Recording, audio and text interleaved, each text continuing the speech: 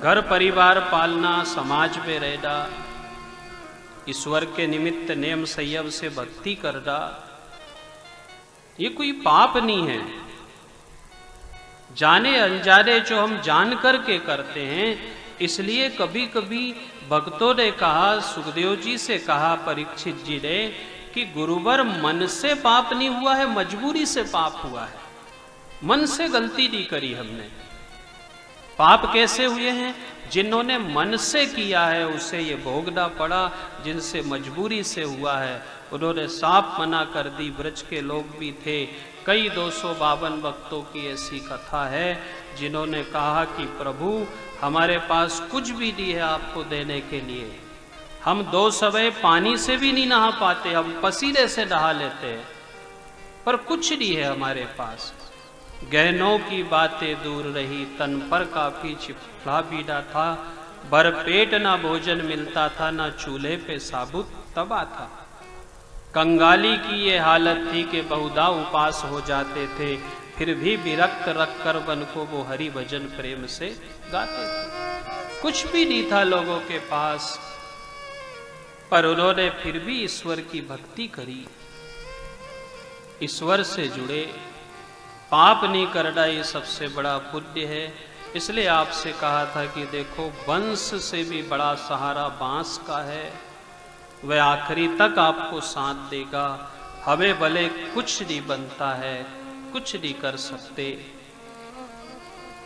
पर गलती हो जाने के बाद जो हमें भोग भोगना पड़ता है उसको काटने में बहुत समय लगता है, वह सहज में नहीं कटता है।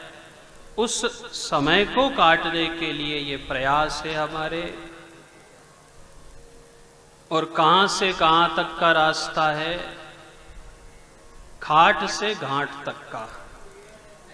ये दूरी कितनी देर में तय होती है कि आप यदि वृद्ध हो गए गलती कर करके, आपने समय पे भजन नहीं किया, ईश्वर की आराधना नहीं करी, तो खाट से आपको कहीं नहीं ले जाया जाएगा, सीधा घाट पे ले जाया जाएगा। और खाट का क्या करना है?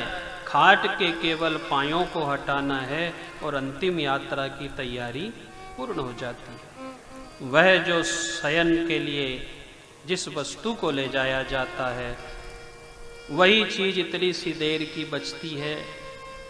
इसलिए वह जीवात्मा उस समय दुखी होता है, चिल्लाता है, अब मुझे कौन बचाएगा, कौन मेरी रक्षा करेगा। निर्दयता के साथ जो परिवार के लोग हैं, जिसे वह अपना मानता था, जो पत्नी सबसे प्रिय लगती थी, सबसे पहले वही घर की पवित्रता करती है, वही साफ सफाई करती है, वही 13 दिन तक रुदन करती है। इसलिए वह जीव दुखी होता है कि मेरी यात्रा का अब कितना कम समय बचा है, मैं किससे कहूं। पलंग के 4 पाए हटा दिए जाए तो हमारी अर्थी बच जाती है।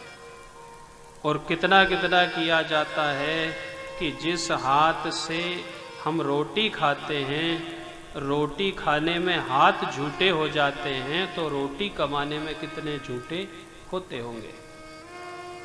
और उतनी सी चीज के लिए कि जो थोड़ी देर हाथ में रहता है, उसने कहा कि हाथ में रहेगा तू कितनी देर?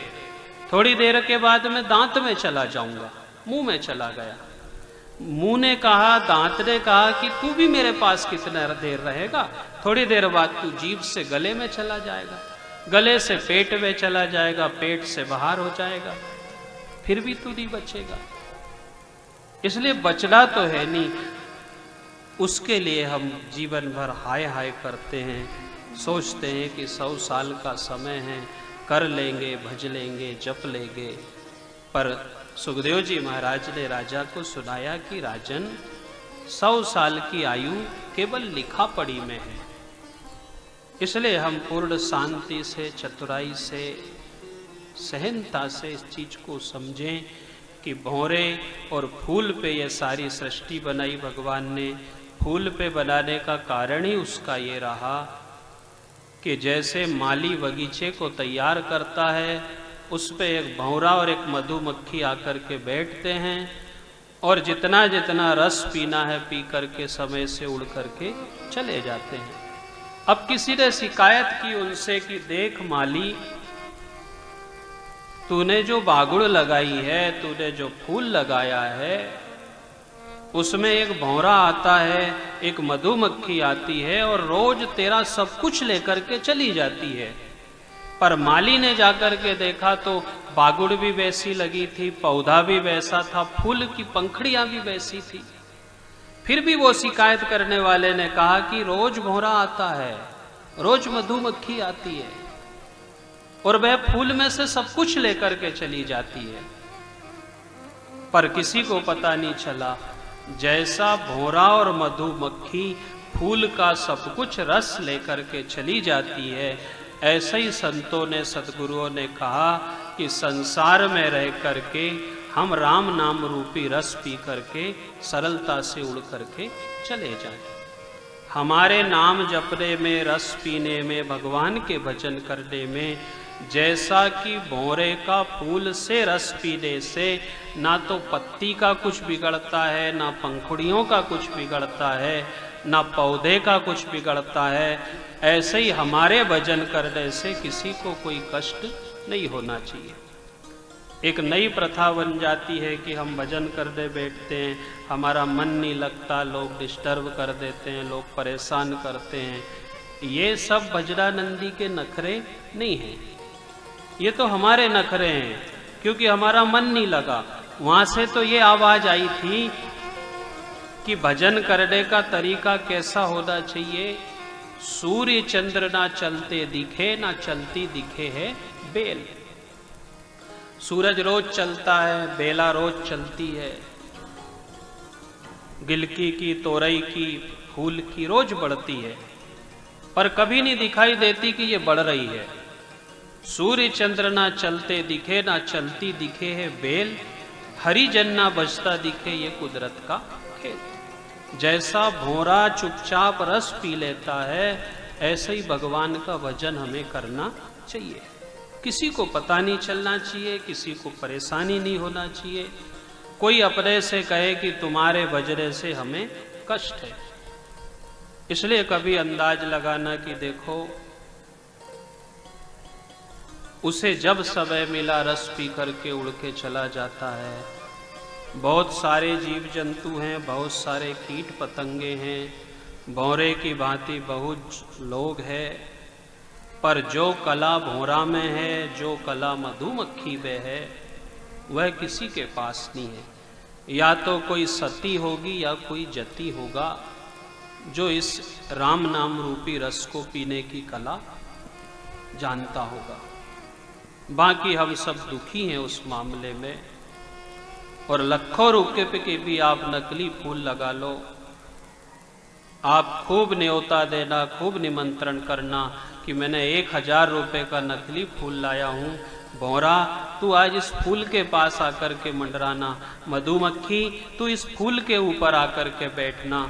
आप 1,00,000 रुपए का भी नकली फूल ले आओगे तो भौरा मधुमक्खी उस पे आके नहीं बैठेगा। एक भौरे में इतना ज्ञान है कि मुझे नकली से नहीं जुड़ना है, पर मनुष्य धर्मादि देशो अधिका विशेषो, धर्म के मामले में मनुष्य सबसे आगे है।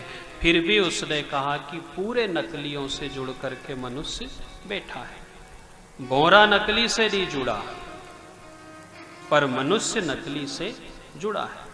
असली कोई नहीं है इसमें। उसने कहा कि पत्नी है, परिवार है, समाज है, संसार है, धन दौलत है। बोले ये सब नकली है, ये मैं नहीं कहता, ये शिव जी ने कहा कि सत हरि भजन जगत सब सपना। भौरा एक असली से जुड़ता है और वह असली होता है ईश्वर। इसलिए भगवान ने इस 14 पंखड़ी का लोक बनाया, लोगों को जोड़ा कि हम जितना ज़्यादा हो सके ईश्वर को भजें। पर कभी कभी ऐसी गलती हो जाती है उस भौरे से भी। उस भौरे से कहा भगवान ने कि देख, मैं तुझे इतनी ताकत देता हूं कि कभी तू लकड़ी में फंस जाएगा, पत्थर में फंस जाएगा तो तू छेद करके निकल के उड़ जाना। जो भौरा लकड़ी में छेद करने में सक्षम होता है वह एक दिन मोह के कारण गुलाब की नरम नरम पंखड़ियों में फंस जाता है। जो लकड़ी में छेद कर सकता है वह नरम पंखड़ियों में भी छेद करके उड़ नहीं पाता, उसकी मृत्यु हो जाती है और उसका जीवन नरकगामी हो जाता है। इसलिए हम मान के चले कि जैसा भौरा जीता है, जैसा मधुमक्खी जीती है, उसी के ढंग से हम हमारा जीवन जिए, ताकि अंत के समय में हमारा जीवन दुखद ना हो,